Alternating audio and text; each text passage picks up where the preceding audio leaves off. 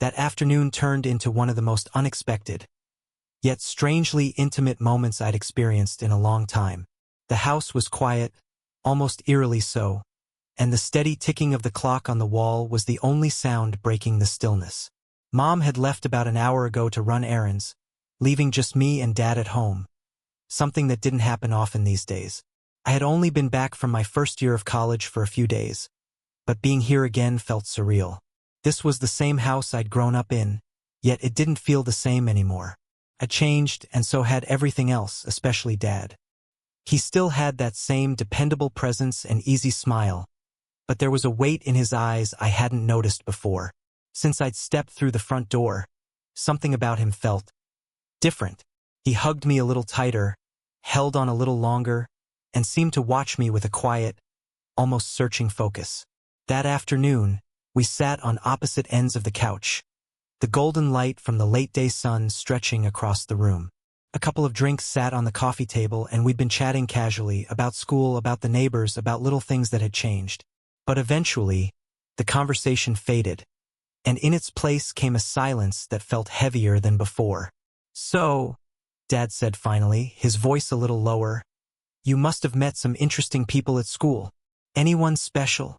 My pulse quickened for reasons I couldn't quite explain. "Not really," I said, trying to sound casual. "No one serious." He nodded slowly, still holding my gaze. "It's good to just enjoy life while you can," he said softly, "before things get complicated." The way he said it made my stomach tighten, not in a bad way, just in a way that made me feel seen. Before I could reply, he shifted slightly closer, his expression thoughtful. He placed a hand gently on my shoulder, warm, grounding. "You've grown up a lot," he said quietly. "You're not the same kid you were when you left." The words landed deeper than I expected. They carried pride, nostalgia, and something else I couldn't quite name. For a moment, neither of us spoke. The ticking clock filled the space between us, and I sat there feeling a strange mix of comfort, tension, and a closeness I hadn't felt in years. The air in the room felt heavy, almost too still, like the walls themselves were holding their breath. I could hear the faint rhythm of Dad's breathing beside me, close enough that every inhale seemed to pull me further into the moment. His voice was low, deliberate. "You've grown up," he said quietly, as if the words carried more weight than he wanted to admit. "Your mom will be back soon." Something in my chest tightened. There was an urgency in his tone, but I didn't understand it, not fully. My mind was a tangle of unease and something else I couldn't name. I shifted in my seat, unsure how to respond. We shouldn't," I murmured, my voice barely more than a whisper. He didn't answer right away, just kept his eyes locked on mine. "We're just talking," he said finally, his tone calm, but edged with something unspoken. I swallowed hard, trying to ignore the strange rush in my pulse. My thoughts were spinning too fast to grab hold of any one of them. I kept telling myself to stand up, to break whatever this was, but I stayed still, caught between confusion and curiosity. The sound of a car engine outside shattered the moment like glass hitting the floor. My breath caught, and I knew without looking who it was. Mom. Her car door slammed shut, the sound sharp and final. Dad leaned back slightly, his voice suddenly tight. "Go upstairs," he said quickly. I didn't think, I just moved. My legs carried me up the stairs, each step feeling heavier than the last. By the time I closed my bedroom door, my hands were trembling. Leaning against the wood, I tried to steady my breathing, but my mind kept replaying everything. His words, his tone, the stillness in the air. I couldn't make sense of it, but I knew one thing for certain. Something had shifted, and there was no going back to how it was before. I could hear Mom's voice downstairs, casual, cheerful, completely unaware of the tension that had filled the air just moments before. I wanted to say something, to let it all out, but the words were stuck in my throat. All I could do was wait. The minutes stretched endlessly until I heard footsteps on the stairs. My breath caught. A soft knock followed. "It's me," Dad said, his voice low but steady. "Can I come in?" I hesitated, every part of me wanting to say no. But instead, I found myself whispering, "Yeah." The door opened with a faint creak, and he stepped inside, closing it gently behind him. He stood there for a moment, studying me, his expression unreadable. The air between us felt heavy. "I'm sorry," he said at last, his tone quieter, almost careful.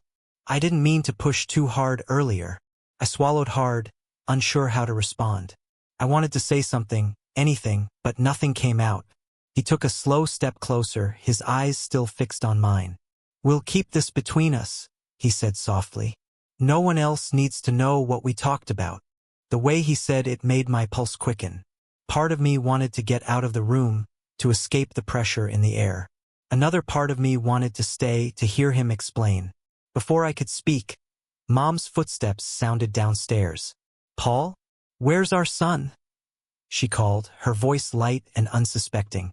Dad's jaw tightened slightly. "You should go down there before she comes up," he said. I nodded, my body moving on instinct. Each step toward the stairs felt heavier than the last. When I reached the bottom, I saw Mom in the kitchen unpacking groceries, humming softly to herself. She looked up, smiling warmly. "Hey, sweetie, I was just about to call you for dinner. Can you help me set the table?" I forced a smile, though it felt fragile. "Sure," I said quietly. As I placed the plates on the table, my hands trembled just enough for me to notice. I tried to push the thoughts away, to act normal, but deep down, I knew something had shifted, and there was no going back. I could hear my own voice answering before I'd even thought about what I was saying. "He'll be down in a minute," I told Mom. She nodded, satisfied, and went back to chopping vegetables. "You two have a nice time while I was out?" she asked casually. My throat tightened. "Yeah," I said quietly. "It was fine, but it wasn't fine. Nothing about it was fine." A few minutes later, Dad came down the stairs. His face was calm, collected, as if nothing had happened at all. He greeted Mom with a quick kiss on the cheek, then glanced at me. Just a flicker of eye contact, unreadable. I looked away. We sat down to dinner, the three of us. Mom filled the space with cheerful chatter about her day, telling stories about running into friends at the store. Dad smiled and nodded in the right places. I stayed quiet, my focus on keeping my breathing steady, my expression neutral. But under the surface, the tension was still there. I could feel it pressing in, thick and unshakable. Every time I lifted my eyes, I caught Dad watching me. Not in an obvious way, but enough to make my stomach knot. The seconds stretched, the sound of cutlery scraping against plates growing louder in my mind until it was almost unbearable. As soon as we were done, I excused myself and retreated to my room, shutting the door and leaning against it. My breath came out shaky, my chest tight. I lay back on my bed, staring at the ceiling, my thoughts looping over and over, trying to make sense of the day. A soft knock pulled me from my thoughts. "It's me," Dad's voice said from the other side. "Can we talk?" I hesitated, then murmured, "Yeah." He stepped in and closed the door quietly. His expression was calm, but his eyes held something I couldn't read. "I'm sorry about earlier," he said, his tone softer now. "I didn't mean to make things uncomfortable for you." My throat felt tight. "You did," I said quietly. His jaw shifted slightly, and for a moment I thought he might argue, but he didn't. He just nodded as though admitting it. "I know," he said finally. "It wasn't something I planned. It just happened." The words hung in the air between us, heavy and unshakable. I didn't know how to respond, so I said nothing, and the silence seemed to fill the room until it was all I could hear. The weight of his words pressed down on me, making my chest tighten all over again. "We can't keep doing this," I said, my voice trembling. "It's not right. It's not normal." His expression softened. He reached out, resting his hand gently on my arm. "I don't want to hurt you," he said, his voice barely above a whisper. "But there's something between us. I think you feel it too." I wanted to pull away, to tell him he was wrong, to say I wasn't confused. But the truth was there was something there, something that had been there ever since I came home. I just didn't know how to make sense of it. "I don't know what I feel," I admitted quietly. But we can't, keep going like this. He nodded slowly, his hand still resting on my arm. I understand, he said gently. We don't have to do anything you're not comfortable with. But I need you to know I care about you. A lot. His words lingered in the air. I didn't know how to respond. There was so much I wanted to say, so much I needed to understand, but I couldn't find the words. All I could do was sit there, feeling the weight of his gaze, the tension between us still unbroken. The silence stretched, thick and suffocating, until finally he stood up. We'll figure it out, he said softly. We have time. Then he turned and walked out, closing the door behind him. But I knew it wasn't over. There would be more conversations, more questions, more moments where the line between us blurred even further. I just didn't know how much more I could take. The next few days passed in a blur. The tension in the house grew heavier with every moment. I tried to avoid being alone with him, keeping my distance as much as possible. But no matter how hard I tried, I couldn't escape the thoughts swirling in my mind. The weight of everything that had happened lingered in the air, a constant reminder of the line we'd crossed and the questions I couldn't answer. I knew he felt it too. He was quieter now, more careful around me, but his eyes still found me whenever we were in the same room. It was like he was waiting for me to speak, to make the next move. But I didn't know what to say. I didn't even know what I wanted. Mom, completely unaware of the tension between us, went about her usual routines. She'd smile at me, ask about college, and chat with him as if everything was perfectly normal. I envied her ease, her ability to move through life without feeling like she was drowning in confusion.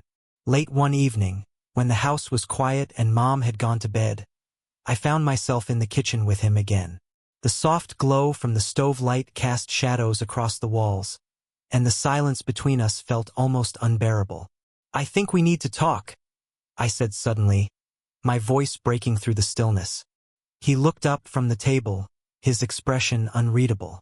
Yeah, he said softly. I think we do.